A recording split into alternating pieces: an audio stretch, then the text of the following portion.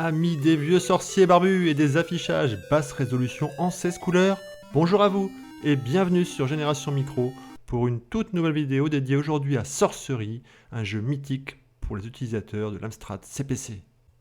Et au programme de cette vidéo, nous parlerons d'abord de la genèse de Sorcery et vous verrez que la première version du jeu n'a pas connu le succès tout de suite, contrairement à ce qu'on peut croire.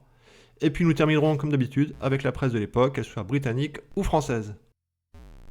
Alors, Sorcery est sorti en France en 85, soit au tout début de la vie de l'Amstrad CPC, sorti quelques mois plus tôt, vers l'automne 84, dans notre pays. Mais si le jeu s'est fait une renommée sur Amstrad, il faut savoir que la version originale du jeu, qui est sortie une année auparavant sur une autre machine, était très loin d'avoir la qualité de la version CPC. Et retour en 1982, à Reading, à l'ouest de Londres. C'est là que Martin Wheeler, jeune adolescent de 13 ans, va avoir la joie de voir son premier jeu publié. Il s'agit de Dr. Frankie and the Monsters sur ZX Spectrum, qui va donc être publié par Virgin Games. Alors c'est un jeu modeste, développé en 3 semaines, mais ce succès va le renforcer dans son idée, vivre de son passe-temps. Et son prochain jeu, il commence à le coder le jour de Noël. Et comme il aimait le faire, il va commencer par dessiner la page de présentation, représentant donc un sorcier entouré d'arbres avec des domaines dans le fond. Et puis il va se mettre à coder son jeu, créant le gameplay sans avoir une idée précise du game design. Il va développer tous ses graphismes sur le logiciel Character Generator de la suite utilitaire Horizon qui était fournie à l'époque avec la machine. Le jeu va être terminé en moins d'un mois et transmis à Virgin pour édition. À l'époque, Nick Alexander venait de créer Virgin Games en 83. C'était donc l'antenne jeux vidéo de l'empire naissant de Richard Branson. On peut d'ailleurs dire que la première fournée de jeux qu'ils vont produire ne va pas rester dans les annales, éclipsée notamment par les premiers jeux des frères Stamper qui venaient juste de monter Ultimate Play the Game, l'ancêtre de Rare. On parle ici notamment de Jetpack et Attic Attack qui vont être de gros succès encensés par la presse. Mais revenons à Sorcery. Le jeu va donc être le premier titre plutôt réussi pour Virgin Games et il va se vendre relativement bien. Mais comme on va le voir dans la partie revue de presse, il ne va pas être très bien accueilli. Et ça reste un jeu d'aventure action de plus sur Spectrum, assez banal, sans éléments particuliers qui lui permettent de sortir du lot. Il va être converti dans la foulée sur Commodore 64, mais c'était le premier jeu du programmeur sur la machine et ça s'est malheureusement ressenti, la version étant très proche de la version ZX Spectrum avec les mêmes 15 écrans de l'original. Et voilà, l'histoire de Sorcery aurait pu s'arrêter là, sur un jeu somme toute sympathique, mais qui n'aura pas marqué son époque. Et oui, mais si ce jeu a atteint son statut de jeu culte, c'est grâce à la persévérance d'un homme, Dave Chapman. Dave faisait partie d'un petit groupe de développeurs de Virgin, assez connu à l'époque, dénommé The Gang of Five, qui comme son nom l'indique était composé de 5 développeurs, vous avez deviné. À l'époque, Virgin a reçu l'Amstrad CPC assez tôt, et Dave a eu le temps de se faire la main dessus, appréciant particulièrement la machine. Et voyant le jeu Sorcery sur Spectrum, il s'est dit qu'il pourrait l'adapter sur Amstrad, en l'améliorant pour tenir compte des capacités de la machine.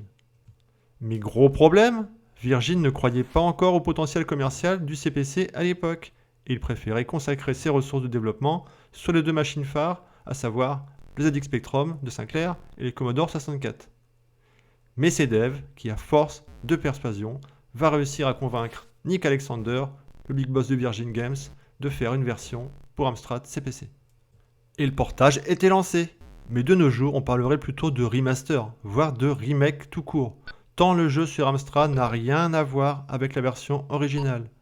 Toutes les routines d'affichage et tous les graphismes seront refaits, de l'aveu même des développeurs.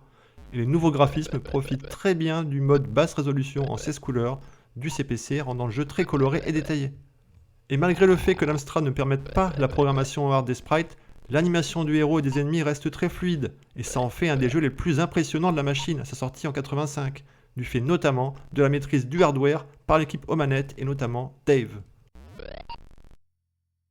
Bon, alors là on parle de technique, ok, mais il faut savoir que la structure même du jeu va être complètement refaite.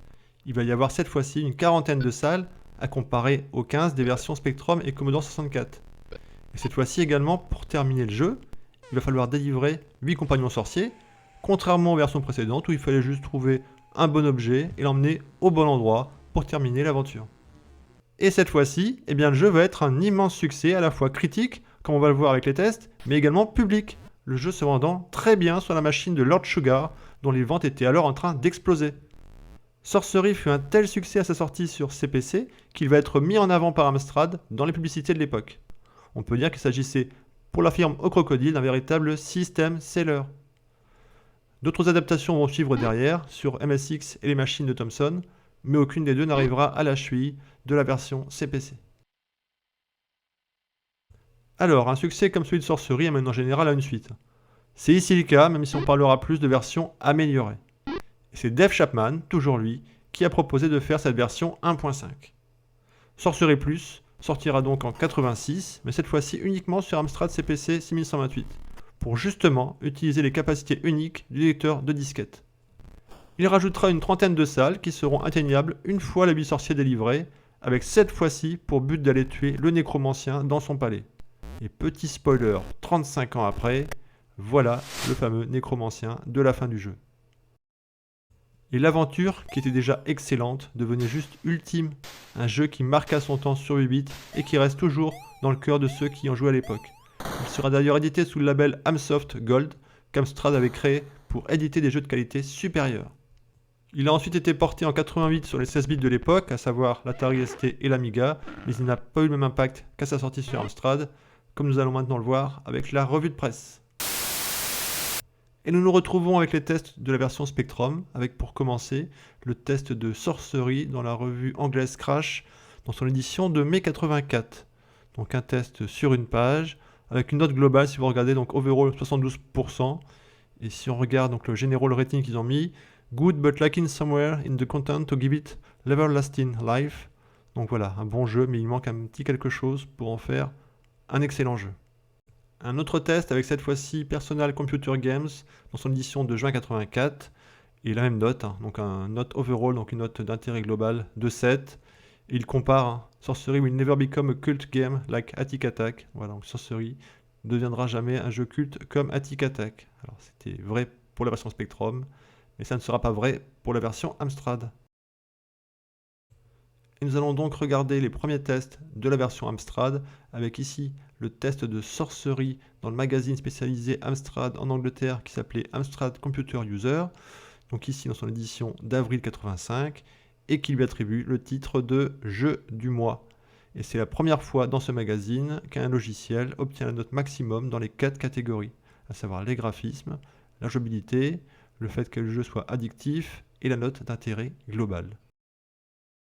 Et passons maintenant au magazine français, avec ici Tilt, dans son édition d'octobre 85, qui revient sur le jeu Sorcery, avec 3 pages qui lui sont dédiées. Donc une page de texte assez complète où ils expliquent le fonctionnement du jeu, et un plan complet des 40 salles de la version Amstrad avec les liens entre les différentes salles sur 2 autres pages. Donc un très bel article du magazine Tilt. Toujours avec Tilt, cette fois-ci dans le magazine de novembre 85, avec donc la remise des Tilt d'or, et Sorcery obtient le Tilt d'or du meilleur logiciel d'aventure action, donc à égalité avec un autre jeu mythique de la même époque, Coldron. Et avançons de quelques années dans le futur pour nous retrouver en 88, donc en mars 88, avec le numéro 2 d'Amstrad 100%, la revue mythique des possesseurs d'Amstrad, qui revient donc dans un test rétro. C'est assez drôle. Dans un test rétro, il revient sur le jeu Sorcery, qui était sorti 3 ans avant, effectivement. Et ils disent donc tout le bien du jeu, en terminant par « Sorcery est un des rares jeux qui réunira les amoureux de l'arcade et de l'aventure, un must, peut-être même le must ». Donc un test par Olivier Zitoun. Alors pour terminer, voici le test de Sorcery Plus sur Atari ST. C'était donc dans le titre de décembre 88. C'était un test effectué par Jacques Carbone. Alors le test se trouve en haut de l'image, je vous ai à l'œil. Et il termine en disant « Les graphismes sont agréables, mais les décors auraient pu être plus travaillés. L'animation est sans reproche et les bruitages ponctuent bien l'action. » Voilà, donc les notes avaient effectivement pas mal baissé par rapport à la version Amstrad. Mais je pense qu'à l'époque sur Atari ST, on attendait autre chose que des portages de jeux Amstrad. Et voilà qui conclut cette vidéo sur l'histoire de Sorcery. J'espère que le contenu vous a plu et je vous dis à très bientôt pour une nouvelle vidéo sur Génération Micro.